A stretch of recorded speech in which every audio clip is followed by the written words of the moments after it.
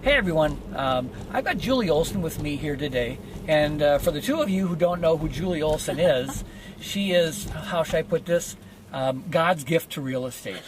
You know, she's smart, she's strategic, she's probably one of the best agents out there, and she's agreed to take her life in her hands today with me and tell me a little bit about what she does for a listing presentation. So Julie, thanks for being here. Thanks. Nice to be here. Yeah, and what do you got? Well, I guess the only thing that I do that I thought might be of interest to people is the fact that when most people go out for a listing appointment, whether it be, you know, maybe a listing is expired or whatever, they really concentrate on the property. It's got to be, what's the exact price it should be? Well, you need to move this furniture, you need to stage it, what else do you need to do? It's all about the property, it's all about getting a listing rather than actually working to solve a seller problem. So I don't spend half as much time on the exact pricing. I bring comparables and that sort of thing. Okay. But what I focus on are 5 questions. And those 5 questions are, what is your experience in the real estate industry?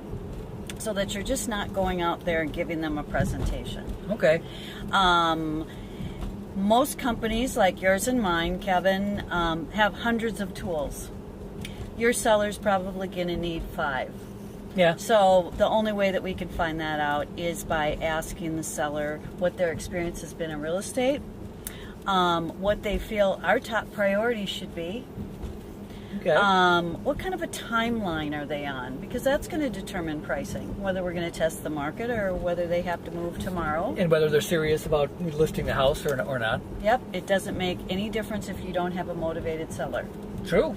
So, you know, we don't want to waste their time or our time.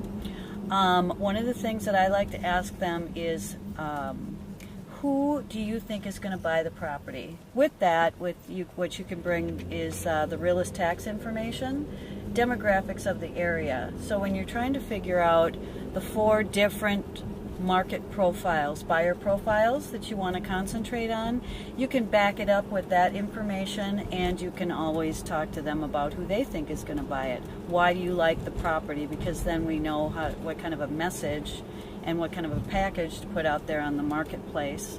And then the 5th question that I ask them is, what happens if your property doesn't sell? Oh, interesting question.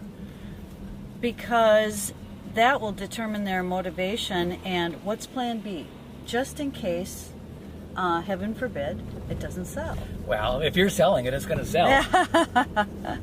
It might not close, though. Well, it might not appraise, these you know, days. and that it brings up questions about, well, why wouldn't it sell? And then we can have that conversation. So I guess to sum it up is I focus on the seller, what the seller's expectations are, what they think our priorities should be, who we should market to, and then the pricing of the property comes last. Okay, so you start off with more conversation instead of a presentation. Yes. And instead of, like we've all been taught to do, a data dump. Yep. Wow, interesting. And is it successful for you? Yeah, it works out really well because a lot of times they'll say, no one's ever asked me that before. Or they really like the input. They don't want to do our job for us, but you know, they definitely see a benefit in it, and they like the idea of generating options based on their situation. So yeah, it works out great. Okay, so the 5 questions again are? What's your experience been with the real estate industry? Let's find out if they've had a good or a bad experience. Okay. Let's find out if their cousin is in real estate. There's all kinds of things we can find out. What do they think our top 5 priorities should be? What's your timeline? Who do you think is going to buy the property, and what happens if the property doesn't sell? Awesome. So, you know, keep all that in mind next time you're doing a listing presentation. A dog tried to run across the road. Hazards of, one of the hazards of doing this in a car. But Julie, thank you so much for being here today. And again, we got better today. Thanks so much. Okay, thanks.